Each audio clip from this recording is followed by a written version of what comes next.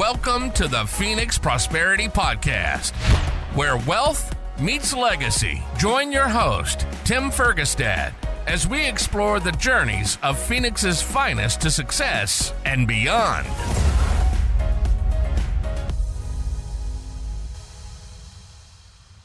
Hello, this is Tim Fergestad. Thank you for joining us. I'm very pleased to have Jared MacLiver with me here today. Jared is the kid investor at Next Opportunity Investments, NOI. I love it. Welcome to the show, Jared. Thank you for having me. All right. So we met at a conference here in town, wasn't it? It was kind of like a capital raising real estate conference. Yeah, that was back in February, so a few months ago. Yeah, Raise Fest, a really good event. Yes. Yeah. Good stuff. A lot of good people. Some of the better events, depends on what they're focused on, can draw really quality people, particularly in this space. People often have an abundance mindset, so that it's not just competitive. Everybody's willing to be open and share. And they have a growth mindset, which I think is probably pretty well suited for you. Can you, Jared, give us a little bit of background on what got you to here, and then a little bit more about NOI and what you're doing with your company? Yeah, so I'm 18. I bought my first real estate deal when I was 17, 2 weeks before my birthday. So definitely created a little bit of logistics problems signing the papers. I decided I always knew I wanted to do something with real estate or cars, right? Okay. They interested me. And I worked at a trade company doing woodwork and office work for about 3 years. And about 16, I was like, you know what? It's time for me to go find my dream job and start building career knowledge and experience and building that career. So I went to Gene's Engine Machine Shop, really great machine shop. And here I am. No. No, it obviously didn't work out. I was there 8 months, great place, but not the place for me. It was attention to details. I'm clearly a big thinker, and so it didn't flow too well. I was spinning my wheels a little bit after that, just trying to figure out what I'm going to do, and so I started poking my nose into real estate, and my dad was also showing me some of the numbers that he was hearing about. He has always been on the business side, never invested in real estate other than a single family, but heavily invested on the business side of investments. And he's just showing me some of the numbers that his friends were talking about. And there's a couple people that we know that do real estate, and just talking through that and really intrigued me. So we went out and we found a coach. And after we found a coach, it took me 6 or 8 months of just cold calling properties, sending out mailers, talking. Okay, let's pause there for a second. How'd you find a coach? Yeah. So we reached out through my dad's network and found this really great coach. His name's Peter Harris. He's the owner of Commercial Property Advisors. I actually just had a meeting with him a couple hours ago. So he's really cool. The reason go ahead. Now I wanted to see how before you get into the mailers, how you picked an asset class, but go ahead and finish up, and then you can circle back. Yeah. So the reason we chose him was his payment structure is really collaborative. It's actually a profit sharing. Oh, so nice. It's not an upfront fee. There is an upfront fee to make sure that you're committed, right. But it's not an upfront fee or a subscription based. They don't get paid till you get paid style, which I think is really awesome. Cool.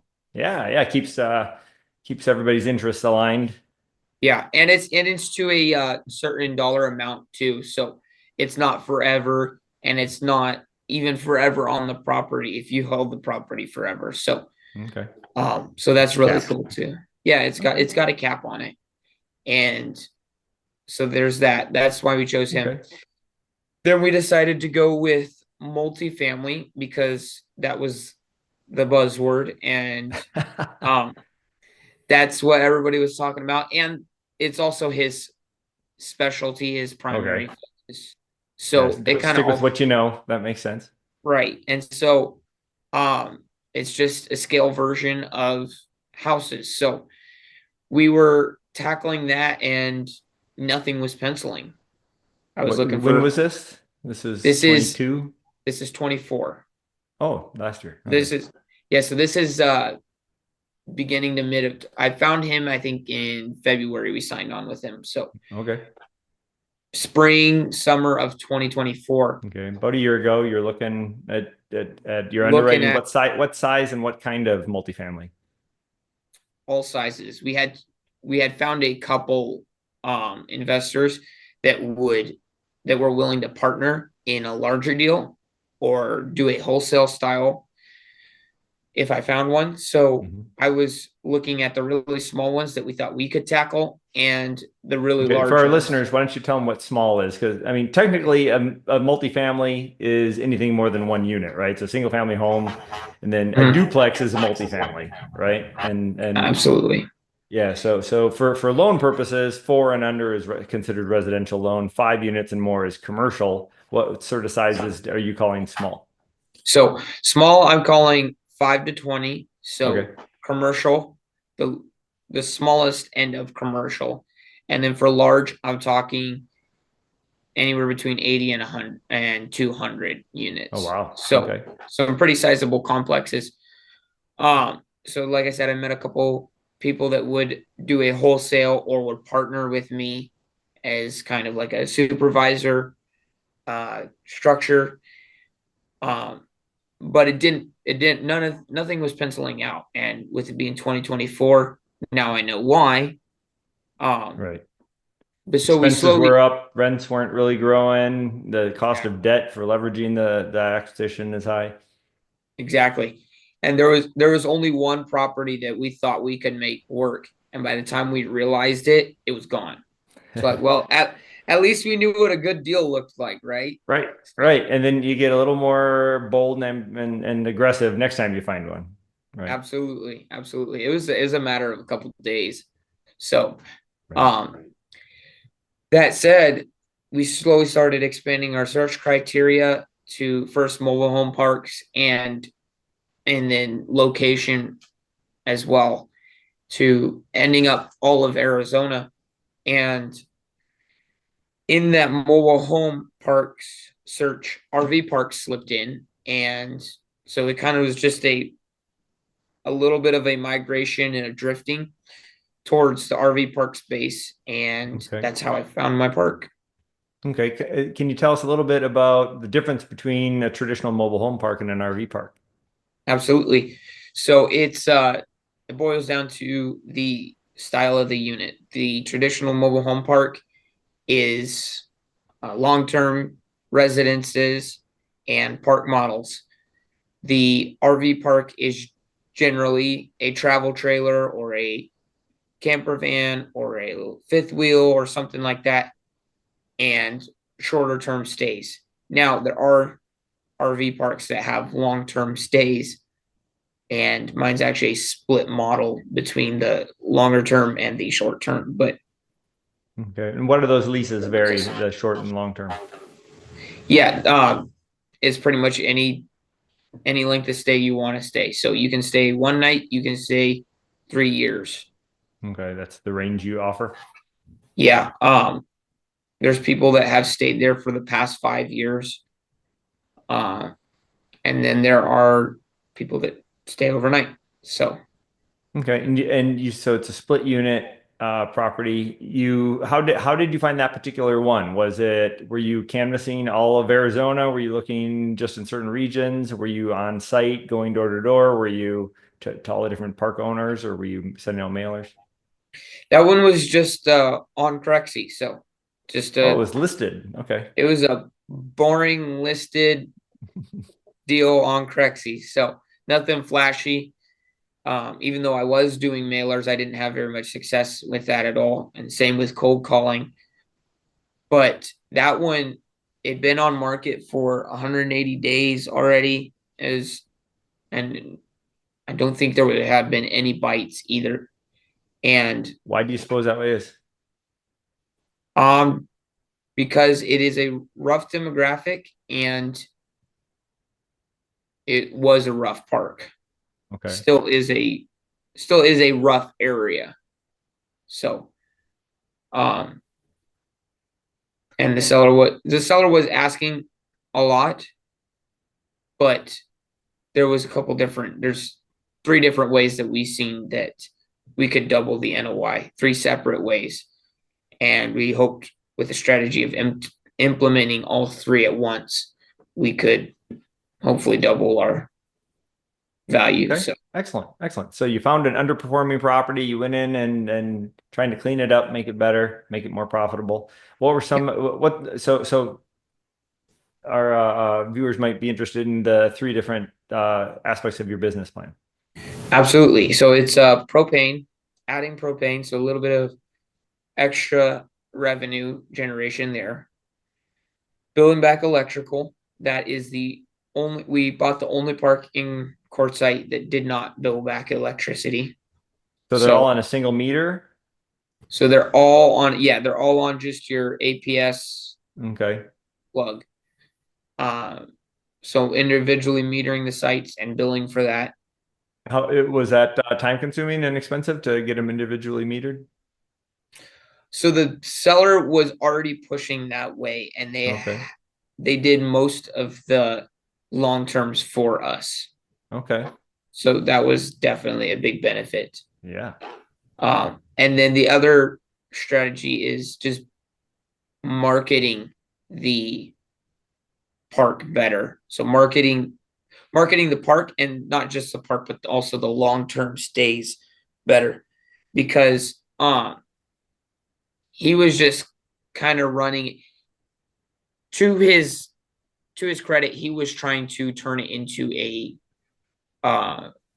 mobile home park with park models, bigger sites, and drop the site count. And it was going to be another $1 million of investment that he was going to have to do. And it wasn't penciling. So okay, he wasn't trying to run the park as it was. He was trying to change the park. He had a vision that was not achievable. Right. And he had been burned by a couple property managers. So yeah, that happens too. That hurts. Yeah, he didn't know who to trust. And so he was just done. And he'd only owned it for like 4 years too. So well, that's a good enough time to go, this isn't working for me. yeah, it's plenty enough time to go, this is enough. But he wasn't a forever owner. Right. So Yeah, he's a flipper in a sense. yeah, his plan was, like I said, to do, and he has another park in the area that he has held for a long time. So I don't think he was a flipper, but he wanted to change the park. Okay. And it wasn't viable, it wasn't penciling, whatever. He decided to sell. And so I was just coming in and fine-tuning what was already there. Okay. Let's circle back to that, because I want to know what he thought of you when you showed up with an offer, but being so young. But let's go back just for our listeners who might be interested. Utility bill back, why is that a big deal? That is a quarter to half of our expenses. Yes. And growing. So yeah, and again, it's just the electrical, but especially if you can think about it, 1 or 2 ACs, maybe even 3 on some of the bigger trailers in a thin-walled travel trailer. That's a lot of energy consumption. In Quartzsite, Arizona. Yeah. In 120 degrees, low in the shade. You know what I mean? Yep. So okay. So when you bill back, that it helps to bill back, because you don't want to put that in. You don't want to jack your rents up to cover that all right away, because people would just go, I'm not paying that rent, so you have to try to be competitive with your rents. But if you're including that, you're losing out on a lot, and maybe not even being profitable. So you can bill back, right? But there's rules about what percentage of an unmetered situation you can bill back. So if you have individual meters, then they have to pay their own directly, and that's a much cleaner system. yeah. And actually, he had raised the rates to try to recapture some of that, Right. but people were looking at it and comparing apples to oranges and going, this isn't an apple, so this is too expensive. So I went in and I started billing back and dropped the rates again to be comfortable. Right. So Right. Okay. Yeah. Okay. Very good. Well done. Okay. So, when you underwrote this, you saw it on Crexy, and then you sent out an offer. He didn't know. When did he find out that you were particularly young compared to other investors in the space? I don't know. The broker knew right away. I think before we signed the agreement, but went into escrow. But I don't think he fully found out exactly how young I was until the week of closing. We had to redraw up the docs without me on there. Oh, because your age. 17. Okay. And I was on the LLC. I was on the bank account, but the notary wouldn't let me sign it to be on the property docs. So we had to redraw up the docs, and I had to pull off the LLC and not all. That sounds like a pain. Oh, it was, but it's a fun story now. Yeah, you got some unique challenges to be sure. Exactly. Thankfully, you don't have to do that anymore, right? That's all behind you. I think so. I can buy spray paint now. Okay, so and then I imagine the broker scene, they often do it with anybody, not just based on age, but inexperience in the space. They sometimes want to know proof of funds or things like that. Did they want to know how you were financing it or purchasing it? Was it cash, etc.? Yeah, so the seller was offering seller financing, so that definitely helped. Nice. And then my dad was involved with me, so that helped. And then our coach was also involved. So between all three of those, we were able to get it done. Okay. Yeah. Seller financing can work wonders, particularly in markets like this, right? Where maybe rates are a little higher, but so it normally knocks prices down. But if somebody has a number they really want to get, then they can change the terms a little bit to get that number they want, and maybe even have payments drawn out that has tax advantages and other stuff, which can really be beneficial for the seller. Sure. Okay, excellent. So, thank you for going over all that with me, Jared. That's good stuff. So, let's talk a little bit about your goals for the company moving forward. Yeah. So, right now I've got, I think 3 major projects that I'm working on just in my work life. The RV park. I'm working on my dad's house doing a remodel. Okay. So working as a laborer there. He's doing a major remodel on his house. And then last one is a really cool. I'm part of a group called Rise by 25. We teach kids that are 16 to 25 how to do real estate. There's 5 of us coaches that are in that age bracket that are teaching, and then we have a couple adults behind us too that have a lot more experience that we can pull from too if we need it. So excellent. So do you have like a curriculum, or is it more like a mastermind where you just sort of ask questions and share? Don't know yet. It's more so like a curriculum. Okay, you have some it's courses or things laid out. Yeah, so it's got both elements. It's definitely, there's a curriculum part of, hey, this is how you underwrite a deal. This is here's some broker scripts kind of thing. And then also another thing that we are doing that's different is with it being younger kids, it's a lower price point, A, and then B, it's also being gamified. So like you go in and I don't know if you ever played Cahoots or something like that. It's kind of that style, challenges and things, questions, and So that's the other aspect that we have. So Okay, excellent, excellent. What tell us a little bit more about that. Why it's named that, the Rise 25. What's sort of the goal, and do you age out at 25? Is Jared, you gonna have to hand it over to somebody else in a few years? yeah, so I'm part of the founding group as a start there. Part of the founding group, but I'm not the head of the founding group. The head of the founding group is in his 50s, so Okay. he's gonna probably be constantly changing out the coaches, is I my see. assumption. But that said, I still have another 7 years before I age out. So Yeah. Old uh, man MacLiver aging out at 25. Nice. I like it. yeah, so I still have a pretty long shot there. It's Rise by 25 because 16 to 25.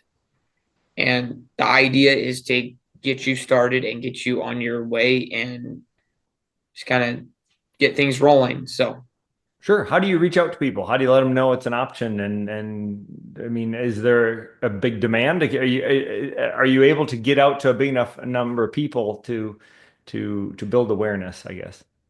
that's what we're working on right now. So we have a Okay. website. We're doing webinars. I don't remember when the next one is, but it's on the website and you can go sign up for that. Or you can email. Sign up for the website. The best way is to, or sign up for the webinar. The best way is to go directly to the website. But or if you're curious, you can email me. My first name, Jared at investnoi.com. So Okay. either And way the website is I'm Rise sorry, 25. rise by 25.com. So Okay. Okay. yeah. Excellent. Were you part of like DECA or any of those programs in school for business, small or young entrepreneurs? No. No. Okay. Um, are you reaching out to schools and programs like that is that some of your first marketing approaches? Um, I'm not. I don't know if any of the other coaches are, but that's definitely a good idea. Okay. Okay. So where are you reaching out to? Um, they're pushing a lot of Facebook. I'm not Okay. on any social media, so you won't find me there. But a lot of the other coaches are pushing it on social media, trying to create that following, and then a little bit of word of mouth too. So Okay. podcasts. Okay. Yeah. Well, I was going to say Facebook isn't really big in that demographic, so you're probably better off with Instagram, maybe TikTok, and Yeah, right, you got to meet them where they're at. Except for you, apparently. Tell us a little bit about that, and kudos for you not being on there. yeah. So that is a time, and then what I'm putting in my mind decision. Kind of made it as a whole church actually. So um, we decided that we're not doing any social media. I don't have my phone in here because I don't want it to go off during the meeting, but it's a flip phone and it's not old. It's no, I don't even think a year old. So Okay. um so yeah, I'm running a flip phone. You can reach me the old style way. We don't have internet at home, no TV. Oh, wow. Um we go do things like mountain biking and rock crawling and uh, four wheeling and rappelling and adrenaline, Okay. You get out and do random stuff in the stuff, real world. cool stuff. Yeah. So we go live a real fun life instead of watching people do it on YouTube. So Watching other people live their lives. Right. exactly. Nice. So Okay. yeah, obviously we have internet at work. I don't. It'd be pretty hard to run a business without it, Right. um, but no internet at home. So Okay. Okay. And it was never really an option, so you never got addicted or had any issues. exactly. Okay. On a personal note, though, was it hard to relate with your contemporaries, right? Other kids your age who are talking about things you may not be aware of because you're not online savvy to what they're watching. Yeah, sometimes in school it was. Thankfully there's quite a few of us in church, so we're all got the same same boundaries set, and I'm Okay. 100% behind them. I've already seen enough. I'm Okay. 100% behind those boundaries. But so I did have friends to play with and hang out with that were in the same group.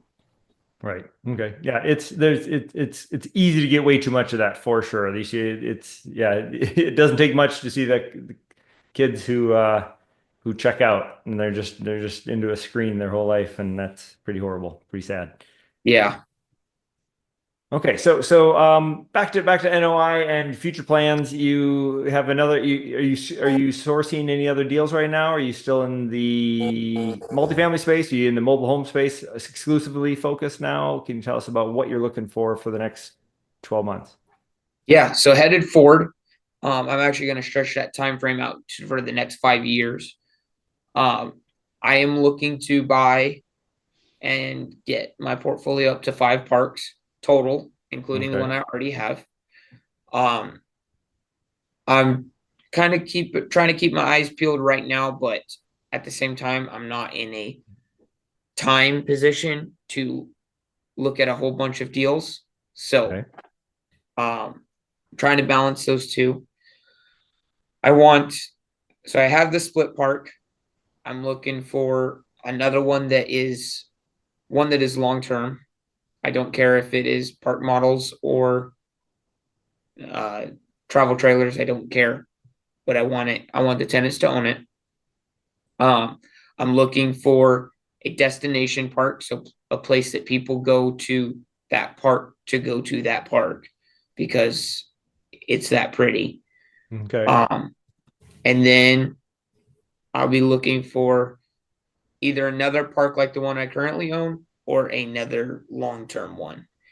Okay.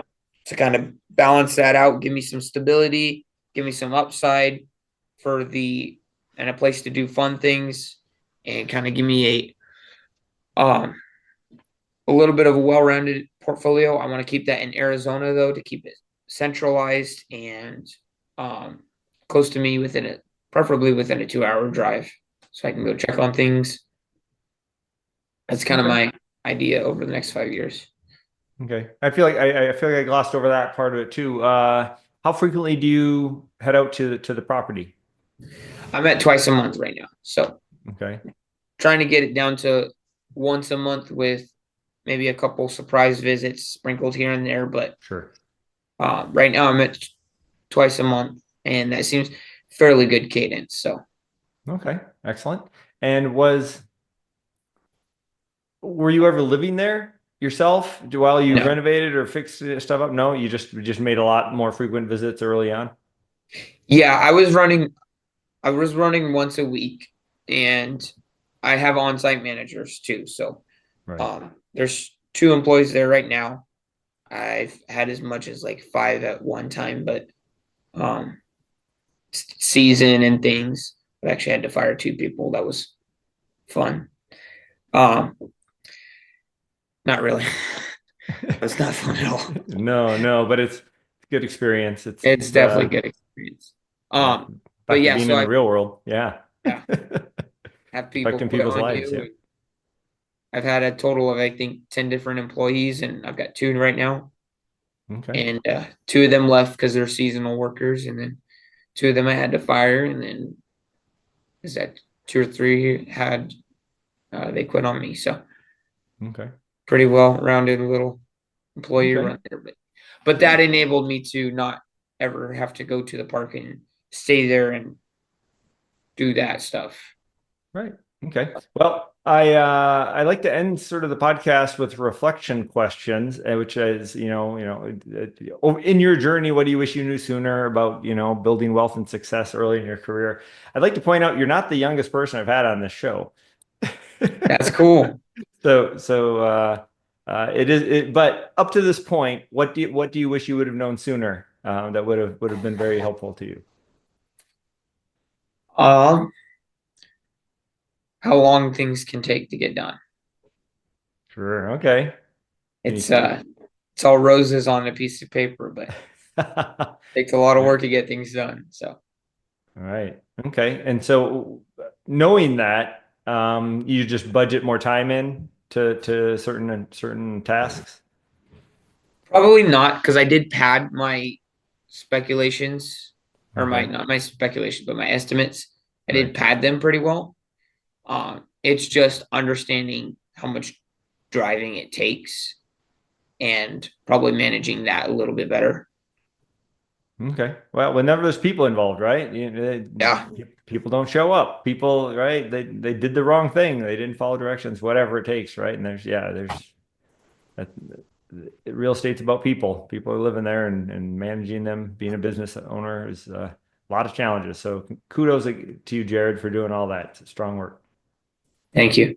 Yeah, my granddad said he built a steel company and ran it for 20 years, 15, 20 years, something like that.